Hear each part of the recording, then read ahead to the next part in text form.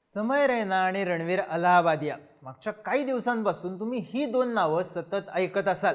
कुणाला या दोघांचा राग आलाय तर कुणाला वाटतंय यांची कॉमेडी एकदम नॉर्मल आहे, लोक उगाच बाव करतायत। आता कुणाला कशी कॉमेडी आवडते हा ज्याचा त्याचा प्रश्न आहे।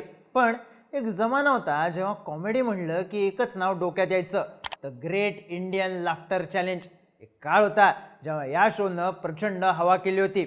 हिंदीमध्ये स्टँडअप कॉमेडी होऊ शकते आणि ती सुद्धा भारी स्टँडअप कॉमेडी होऊ शकते हे या शोनं दाखवून दिलं।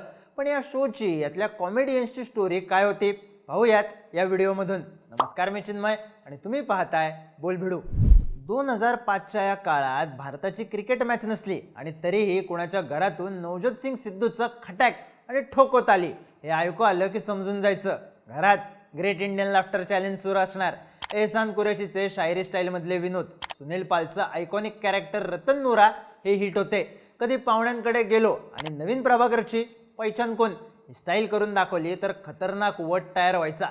आता आठवण करून देण्याचं कारण म्हणजे आजची कॉमेडी पाहून जेनझीवाले हसत असतील, पण 90s मधले आपण हसलो ते फक्त याच कार्यकर्त्यांच्या जोक्समुळे। या कार्यकर्त्यांना लोक कोणत्या गोष्टीवर हसतील यापेक्षा लोक कोणत्या गोष्टीवर हसणार नाहीत याचं पुरेपूर भान होतं। या शोमधून आलेल्या स्टँडअप कॉमेडियन्सनं आपापली कॉमेडीची वेगवेगळी व्याख्या लिहिली, जी सगळ्यांना पटली, रुचली आणि आवडली सुद्धा। या शोचा पहिला सीझन आला 2005 साली। तेव्हा हिंदीमध्ये टीव्हीवर प्राईम टाईममध्ये अशा प्रकारचा स्टँडअप कॉमेडीचा कार्यक्रम होणं नवं होतं। जेव्हा the Great Indian Laughter challenge सुरू झालं तेव्हा प्रेक्षकांना पहिल्यांदाच असं काही पाहायला मिळालं जे आपलंसं वाटायचं, हसायला लावायचं। त्या काळात कॉमेडी म्हणलं की प्रेक्षकांना जॉनी लिव्हर, परेश रावलचे पिक्चर, केदार शिंदेच्या नाटकाचे किंवा पिक्चरचे संवाद किंवा देख बाई देख, श्रीमानजी श्रीमतीजी असे कॉमेडी शो एवढेच पर्याय होते। पण ग्रेट इंडियन लाफ्टर चॅलेंज शोनं स्टँडअप कॉमेडीला घराघरात नेलं। या शोमधून पुढे आलेले 101 कलाकार म्हणजे राजू श्रीवास्तव, सुनील पाल, कपिल शर्मा, भारती सिंग, नवीन प्रभाकर। कॉमेडियन्सची नावं घेताना तोंड थकेल पण लिस्ट नाही संपणार। राजू श्रीवास्तवनं तर अमिताभ बच्चन ते लालू प्रसाद यादव कुणालाच सोडलं नाही।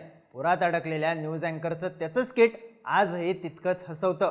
या शोमुळे राजू श्रीवास्तवचं गजोदर भैया हे कॅरेक्टर तर बरंच गाजलं। लोक त्याला गजोदर भैया याच नावानं हाक मारायला लागले। त्याच्याच टक्करीचा नवीन प्रभाकरही वाढी होता। मुलीच्या आवाजात त्यानं पैचान कोण असं म्हणलं की त्या पंचवर आधी खळखळून हसणारे सिद्धू आणि शेखर सुमन आठवतात आणि त्यानंतर आपल्याला हसायला येतं। या शोच्या पहिल्या सीझनचा विजेता होता सुनील पाल। त्याचं सुद्धा एक कॅरेक्टर गाजलं होतं। काने डोळे आणि डुलता अंग असलेला रतन नूरा। सुनील पाल, राजू श्रीवास्तव या दोघांनी कॉमेडी करताना दिसणं, राहणं हे भारी असून होत नाही, तर तुमचं टायमिंग भारी लागतं हे पुन्हा एकदा दाखवून दिलं। तेही अश्लील वाटेल असा कोणताही जोक न मारता।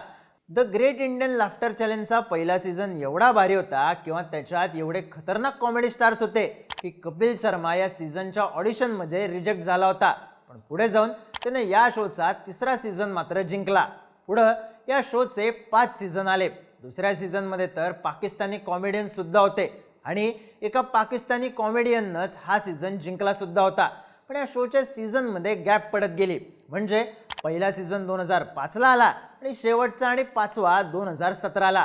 काही काळानंतर हा शो पुन्हा एकदा आला, पण तोवर स्पर्धक बदलले होते, तोवर जज तर अनेकदा बदलले होते।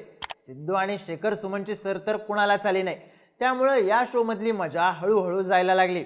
पण जेवायला बसताना जसं तारक मेहता लावायची सवय अनेकांना होती तसंच या शोचं होतं। हा शो कधी लागणार, किती वाजता लागणार, आज कोणाचा परफॉर्मन्स असणार याचं टायमिंग बघून लोकांचं शेड्यूल ॲडजस्ट व्हायचं, हेच या शोचं यश होतं। त्यावेळी टीव्ही हा एकमेव मोठा प्लॅटफॉर्म असल्यामुळे कलाकारांना नाव कमवायला वर्षानुवर्ष मेहनत घ्यावी लागायची। मिळालेल्या प्रत्येक संधीचं सोनं करावं लागायचं। या शोमध्ये संधी मिळालेल्या प्रत्येकानं हे केलं। हा शो गाजला आणि लोकांना हसवलं, एकदाही न दुखावता।